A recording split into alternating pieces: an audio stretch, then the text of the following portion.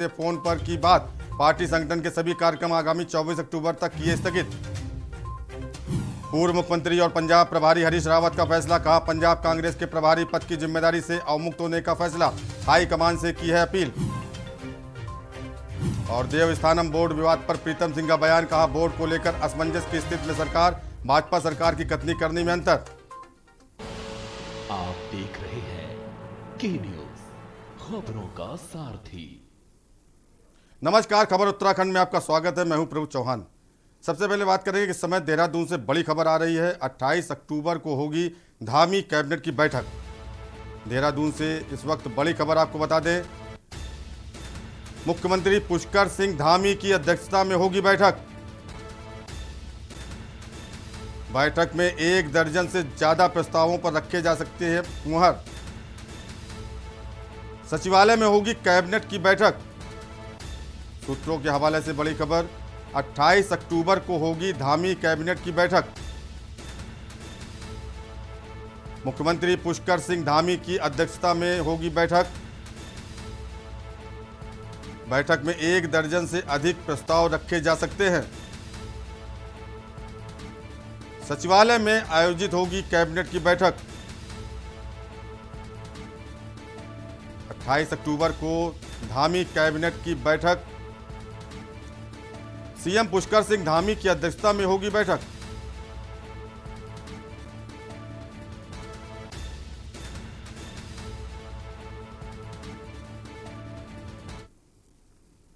और देहरादून से एक और बड़ी खबर आ रही है इस समय, पूर्व मुख्यमंत्री और पंजाब प्रभारी हरीश रावत का फैसला। देहरादून से बड़ी खबर इस वक्त भी, पंजाब कांग्रेस के प्रभारी पद की जिम्मेदारी से अवमुक्त होने का फैसला। हरीश रावत ने कांग्रेस हाईकमान से की है अपील। पंजाब कांग्रेस के प्रभारी पद की जिम्मेदारी से मुक्त करने की अपील। हरीश रावत ने सोशल मीडिया पर लिखा पत्र, मैं आज एक बड़ी ऊहापोह से उबर पाया हूं। हरीश रावत का कहना है, ट्वीट कर उन्होंने कहा है, पूर्व मुख्यमंत्री और पंजाब प्रभारी हरीश रावत का फैसला, पंजाब कांग्रेस प्रभारी पद की जिम्मेदारी से मुक्त होने का लिया फैसला। पूर्व मुख्यमंत्री और पंजाब प्रभारी हरीश रावत का बड़ा फैसला, पंजाब कांग्रेस के प्रभारी पद से मुक्त होने का आला हाईकमान से अपील की है हरीश रावत ने। ट्वीट कर जानकारी दी है पंजाब के कांग्रेस प्रभारी हरीश रावत। सोशल मीडिया पर लिखा पत्र, मैं आज एक बड़ी ऊहापोह से उबर पाया हूं।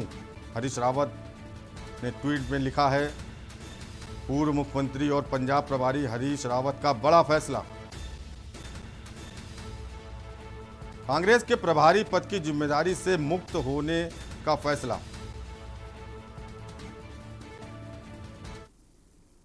और इस समय विकासनगर से बड़ी खबर आ रही है। विकासनगर में प्रीतम सिंह ने भाजपा को बताया डूबता हुआ जहाज।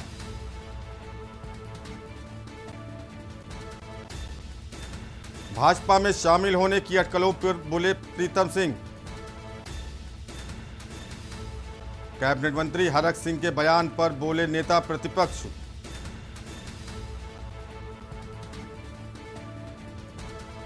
प्रीतम सिंह ने भाजपा को बताया डूबता हुआ जहाज। विकासनगर से बड़ी खबर, भाजपा में शामिल होने की अटकलों पर प्रीतम सिंह का बयान आया है। कैबिनेट मंत्री हरक सिंह के बयान पर पलटवार किया है नेता प्रतिपक्ष ने। प्रीतम सिंह ने भाजपा को बताया डूबता हुआ जहाज। प्रीतम सिंह ने भाजपा को बताया डूबता हुआ जहाज। विकासनगर से बड़ी खबर, इस समय भाजपा में शामिल होने की अटकलों पर बोले प्रीतम सिंह।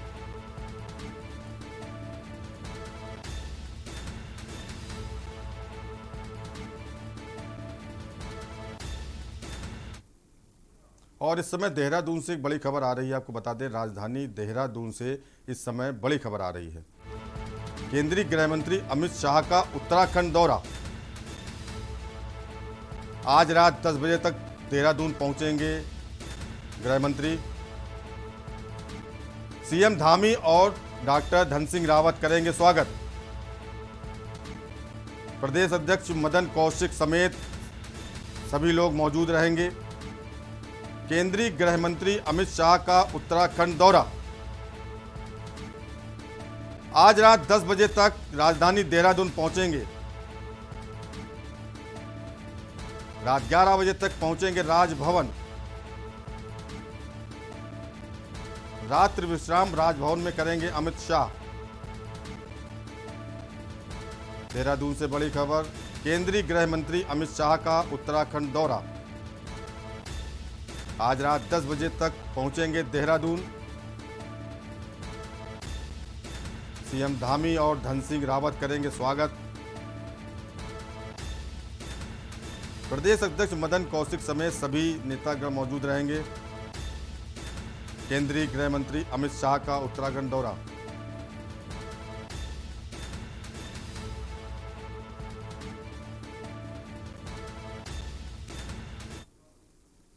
और इस समय विकासनगर से बड़ी खबर आ रही। देहरादून के विकासनगर देवस्थानम बोर्ड विवाद पर बोले प्रीतम सिंह। विकासनगर से बड़ी खबर बता दें, नेता प्रतिपक्ष है प्रीतम सिंह। बोर्ड को लेकर असमंजस की स्थिति में सरकार।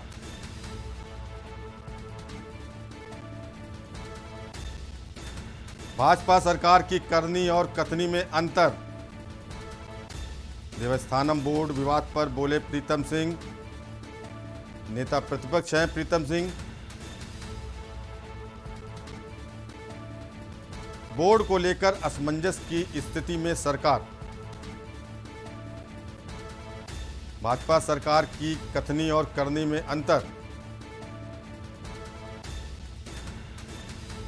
विकासनगर से बड़ी खबर, देवस्थानम बोर्ड को लेकर नेता प्रतिपक्ष का बयान। नेता प्रतिपक्ष प्रीतम सिंह का बयान आया है।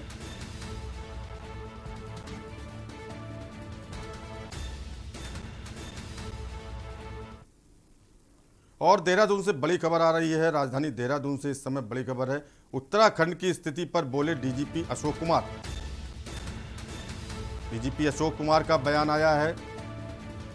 नैनीताल का काला ढूंगी का रास्ता खुल गया। फंसे हुए पर्यटकों को निकाला गया।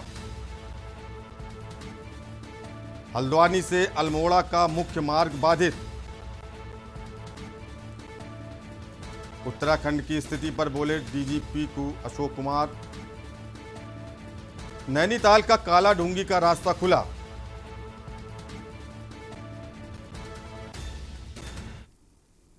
काला डूंगी वाला रास्ता खुल गया है। वहाँ का जो टूरिस्ट फंसा हुआ था वो मोस्टली निकल गया है, किंतु जो हल्द्वानी से अल्मोड़ा की मेन रोड है वो बाधित है और उसमें समय लगेगा। वो कई जगह से टूटी हुई है तो वो उस पर थोड़ा समय लगेगा। बाकी आज मौसम गढ़वाल पूरी तरह खुल चुका है। चारधाम यात्रा शुरू हो चुकी है दोबारा से। कुमाऊं में अभी मौसम आज के बाद, आज दोपहर तक थोड़ा डाउन दिखा रहा है, उसके बाद पूरी तरह से यहाँ भी खुल रहा है अगले 10 दिन। तो मेरे विचार से अब चीज़ें और बेहतरी की तरफ हैं। कैजुअलिटीज़ के बारे में अगर बात करें सर, कितने लोग मिसिंग हैं या कैजुअलिटीज़ कितनी हुई हैं? मेरे ख्याल से मिसिंग वगैरह जोड़ के सब 45 से 50 के बीच पूरा 3 दिन का आंकड़ा सभी पूरे स्टेट का आएगा, ये मेरा अनुमान। इस तरह की दिक्कतें भी आ रही हैं सर? दिक्कतें तो अब तो नहीं है। दिक्कतें यही हैं कि जो कुछ एरियाज हैं जो अनअप्रोचेबल हैं, जहाँ के रास्ता कट गया है, उसी में दिक्कत है। उसको खोलने के प्रयास हो रहे हैं। और यहाँ रुकेंगे छोटे ब्रेक के लिए। आप देख रहे हैं के न्यूज, खबरों का सारथी। सुपुत्र मेडिटेशन गुरु बेहद नेक और पिताश्री थोड़े रंगीले, थोड़े दिल फेंक। दोनों के अलग हैं रंग, पर दोनों का एक अनोखा स्वाद। कमला पसंद, अनोखा स्वाद। बेटियों को आत्मनिर्भर और सशक्त बनाने के उद्देश्य हेतु मुख्यमंत्री पुष्कर सिंह धामी के कुशल नेतृत्व में बेटियों के कल्याण के लिए उत्तराखंड सरकार द्वारा शुरू की गई नंदा गौरा देवी कन्या धन योजना महिला सशक्तिकरण एवं बाल विकास विभाग द्वारा क्रियान्वित इस योजना के अंतर्गत अनुसूचित जाति, अनुसूचित जनजाति और गरीबी रेखा से नीचे आने वाली बालिका के जन्म पर 11,000 रुपए और 12वीं की परीक्षा पास करने पर 51,000 रुपए सरकार की तरफ से प्रदान किए जाते हैं। साथ ही साथ साल 2015-16 में 11,300 बालिकाएं और 2016-17 में 21,916 बालिकाएं तत्कालीन गौरा देवी कन्या धन योजना के लाभ से वंचित रह गई थी। लेकिन अब उत्तराखंड सरकार की तरफ से मौजूदा नंदा गौरा देवी कन्या धन योजना के अंतर्गत उन सभी 33,216 बालिकाओं को कन्या धन योजना का आर्थिक लाभ दिया जाएगा। इसके लिए राज्य सरकार ने 50 करोड़ रुपए की धनराशि स्वीकृत की है। नारी शक्ति के समग्र विकास को समर्पित उत्तराखंड सरकार की तरफ से योजना के लाभ से वंचित रह गई प्रदेश की 33,216 बेटियों को अब मिलेगा उनका आर्थिक अधिकार। बेटी है अनमोल उपहार, शिक्षा है उसका अधिकार। जुबान के लिए उड़ चला गैरों की ज़मीं पर, खुशबू अपने पन की ढूंढता। दूर कितना भी जा, इस जुबान से दूर ना जा पाओगे। विमल, बोलो जुबान केसरी। आप देख रहे हैं के न्यूज़, खबरों का सारथी। उत्तराखंड में भारी बारिश के कारण कई जिलों में बाढ़ की स्थिति पैदा हो गई है। अब तक यहां 46 लोगों की मौत हो चुकी है। पहाड़ों पर जीवन एकदम अस्त व्यस्त हो गया है। वहीं सीएम पुष्कर सिंह धामी भी लगातार आपदा प्रभावित क्षेत्रों का निरीक्षण कर रहे हैं। सीएम धाम ने हल्द्वानी पहुंचकर किसानों की हानि और नुकसान के बारे में जानकारी ली, तो खटीमा पहुंचकर सीएम ने ट्रैक्टर से बाढ़ प्रभावित इलाकों का जायजा लिया। अब देखिए, बारिश कुछ कम हुई है और उससे स्थितियां हमारी जन सामान्य जो है ठीक होने की ओर है, लेकिन नुकसान अभी भी बहुत हो रखा है। उसको सामान्य होने में अभी काफ़ी दिन लगेगा। सड़कें पूरी की पूरी बह गई हैं, भूस्खलन हो गया है, नदियों ने अपना मार्ग बदल दिया है, गांव के गांव जो है उससे प्रभावित हुए हैं, पुल टूट गए हैं, खेतों को किसानों को भी बहुत बड़ी हानि हुई है। उद्योग धंधों में जो है सभी जगह जो है पानी की मार पड़ी है। बरसात और अतिवृष्टि का हम लोग अभी, चूँकि कल भी पूरे दिन भर यही किया है हम लोगों ने, सब जगह जगह जाकर जो जहाँ पर आपदा आई है उन सभी स्थानों पर जा रहे हैं। और आज भी ये हमने क्रम बनाया है। अभी उधम सिंह नगर में, खटीमा से चंपावत, भिकियासैंण और रामगढ़ और पूरे क्षेत्र में आज रहेंगे और ये चलेगा। अभी हमारा पूरा प्रयास है कि जो सड़क बंद है उन सड़कों को सबसे पहले खोलें, और जो लोग अभी आपदा में प्रभावित हुए हैं, बहुत सारे लोगों के अभी भी घरों में पानी घुसा हुआ है, उनको खाने पीने की कोई कमी ना हो किसी प्रकार की, उनके लिए व्यवस्था करने के लिए सभी। खबर देहरादून से, जहां उत्तराखंड में अगले 8 से 10 दिनों तक मौसम पूरी तरह से साफ रहेगा। वहीं मौसम साफ रहने से अब आपदा राहत बचाव कार्य में तेजी आएगी। पिछले 3 दिनों की भारी बारिश ने उत्तराखंड में जमकर तबाही मचाई और आपदा के दौरान 46 लोग काल का ग्रास बन गए। मौसम विभाग के निदेशक विक्रम सिंह ने कहा कि प्रदेश में अगले 8 से 10 दिन तक बारिश की कोई संभावना नहीं है। गढ़वाल और कुमायूं दोनों मंडलों में धूप खिलेगी। मौसम निदेशक का कहना है कि न्यूनतम तापमान 1 से 2 डिग्री आएगा नीचे, जिसकी वजह से मौसम में अब ठंडक आएगी। आपको बता दें कि मौसम विभाग ने प्रदेश में 3 दिनों तक भारी से बहुत भारी बारिश की भविष्यवाणी की थी।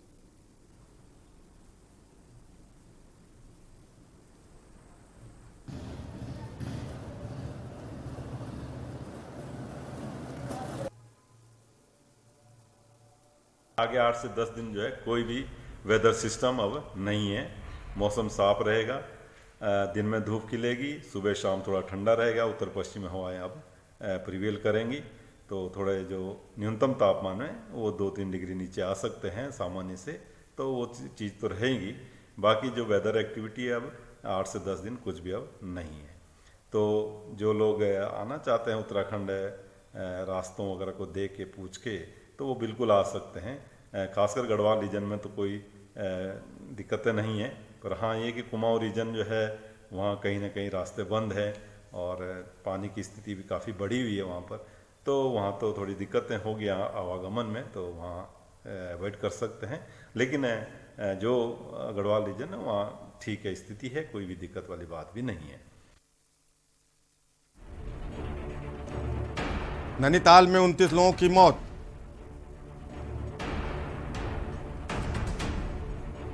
अल्मोड़ा में 6 लोगों की मौत।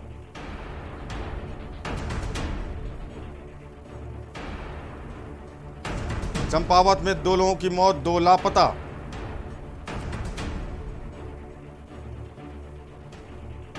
बागेश्वर में 1 की मौत।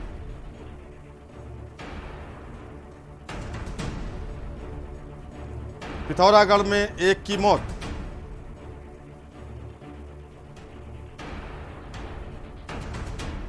ऊधम सिंह नगर में 1 की मौत।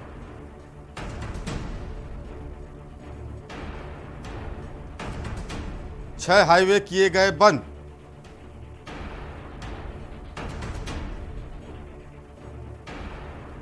बानवे संपर्क सड़कें की गई बंद।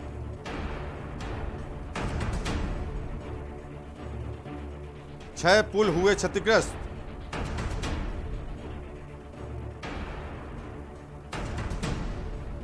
दस पशु हानि।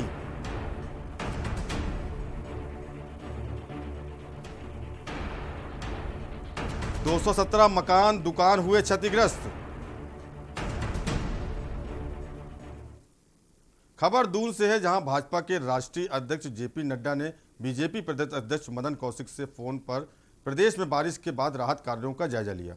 पार्टी के प्रदेश मीडिया प्रभारी मनवीर सिंह चौहान ने जानकारी देते हुए बताया कि प्रदेश अध्यक्ष के निर्देश पर पार्टी संगठन के सभी कार्यक्रम आगामी 24 अक्टूबर तक के लिए स्थगित कर दिए गए हैं। प्रदेश में कोरोना काल में राहत कार्यों के लिए स्थगित कॉल सेंटर पूर्व की भांति कार्य कर रहे हैं और बूथ स्तर तक जुड़े हैं।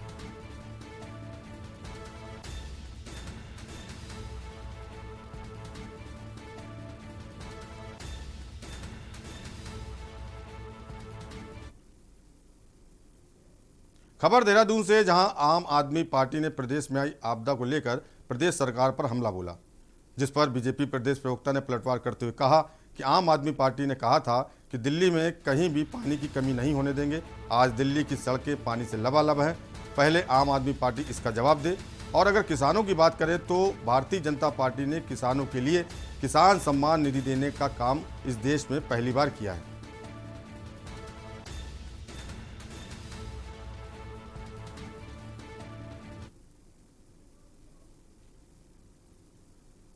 देखिए, आम आदमी पार्टी तो पहले दिल्ली में जो स्विमिंग पूल बने हुए हैं, जो दिल्ली की सड़कें लबालब पानी से भरी हुई थी, आम आदमी पार्टी के मुख्यमंत्री केजरीवाल जी ने कहा कि घर घर पानी दे देंगे और इस बरसात में दिल्ली की जनता को घर घर पानी पहुंचा दिया। पहले तो इस पे जवाब आम आदमी पार्टी ले।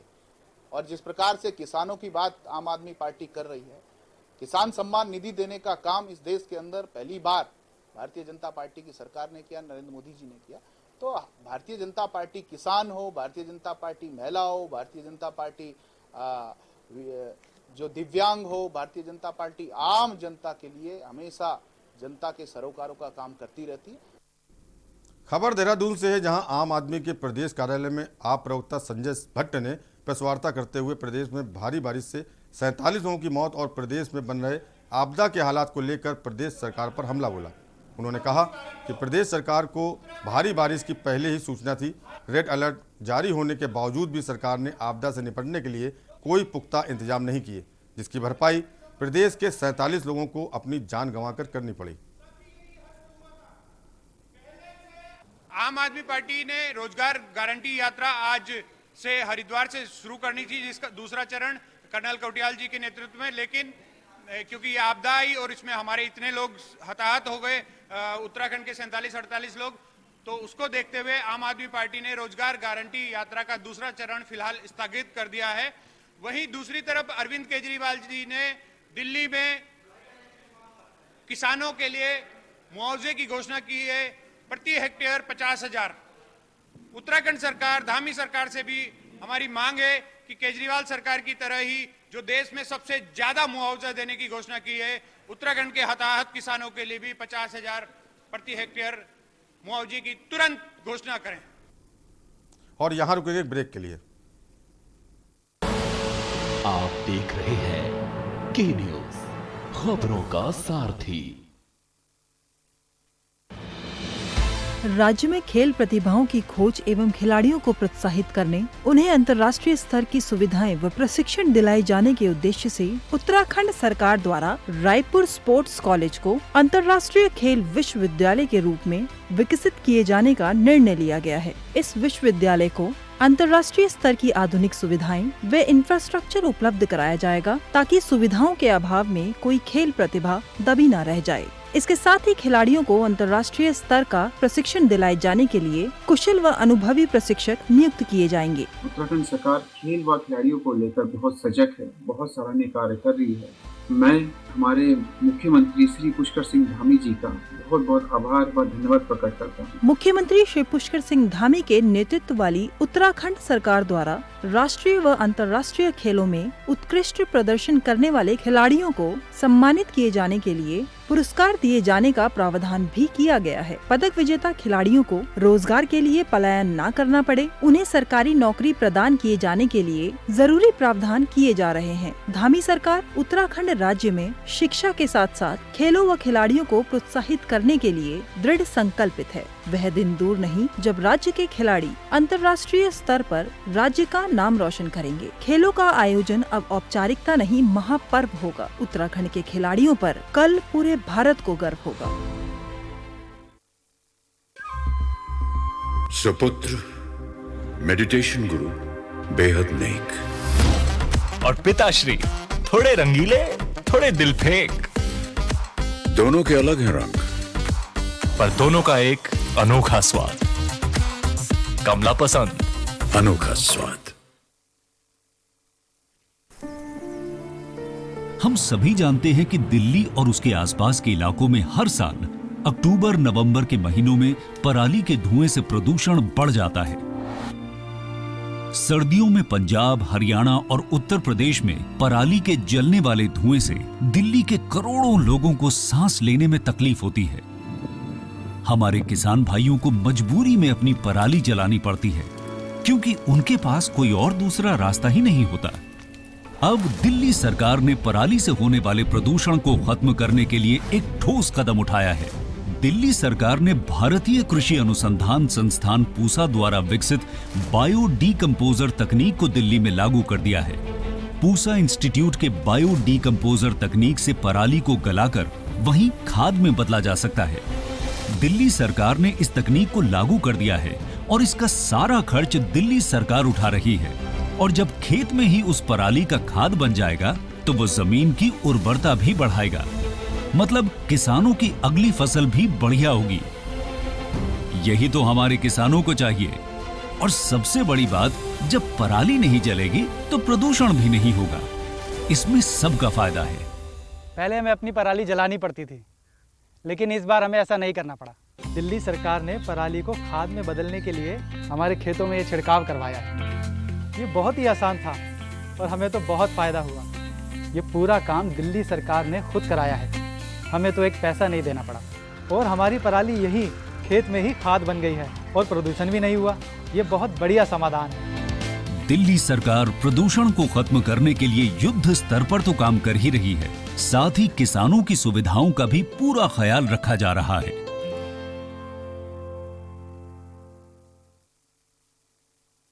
पर ये दिल है कि चख रहा है उन्हीं अल्फाजों का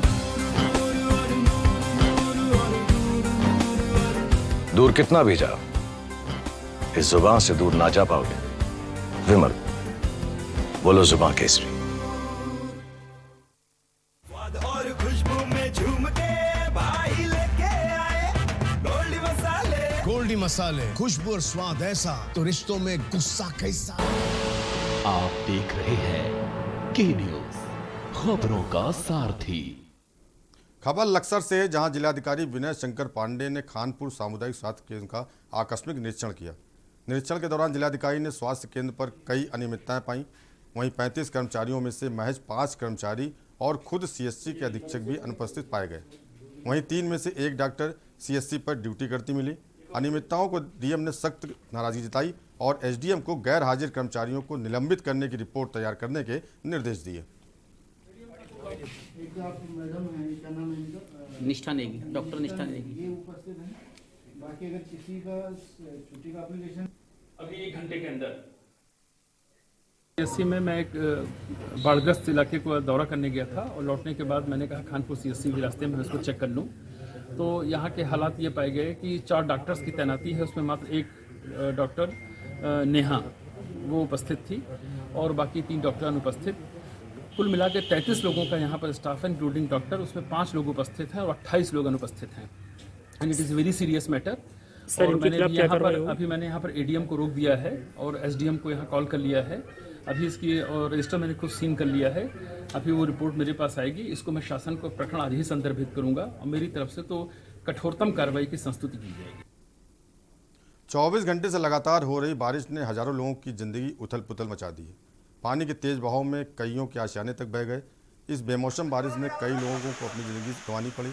बारिश के इस खौफनाक बंजर के बाद पीड़ित लोगों की सोचने समझने की शक्ति तक खत्म हो चुकी है। वहीं अपनों को खो चुके लोगों का रो रो कर बुरा हाल है। इसी बीच लोगों के जिले में मलहम लगाने रक्षा राज्य मंत्री अजय भट्ट पीड़ित लोगों के बीच पहुंचे और हर संभव मदद करने का आश्वासन दिया।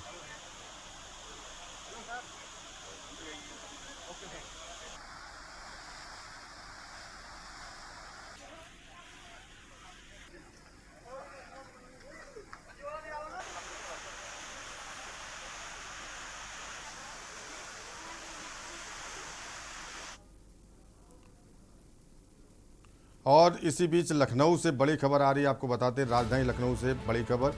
भारत सरकार ने जारी की अधिसूचना, 5000 नए नोटरी अधिवक्ता होंगे नियुक्त। कानून मंत्री ब्रजेश पाठक के प्रस्ताव को मिली मंजूरी। 2500 नोटरी अधिवक्ता प्रदेश सरकार करेगी नियुक्त। लखनऊ से बड़ी खबर, भारत सरकार का बड़ा फैसला। अभी तक यूपी में नोटरी के कुल 2625 पद ही थे।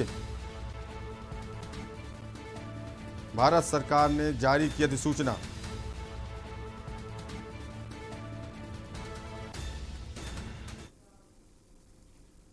और खबर उत्तराखंड में फिलहाल इतना ही। बाकी खबरों के लिए जुड़े रहिए, देखते रहिए के न्यूज़ इंडिया। नमस्कार।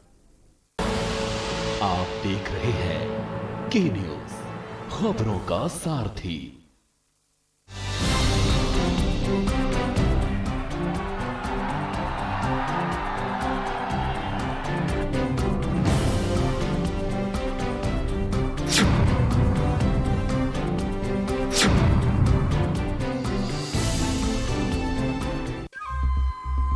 सुपुत्र मेडिटेशन गुरु बेहद नेक और पिताश्री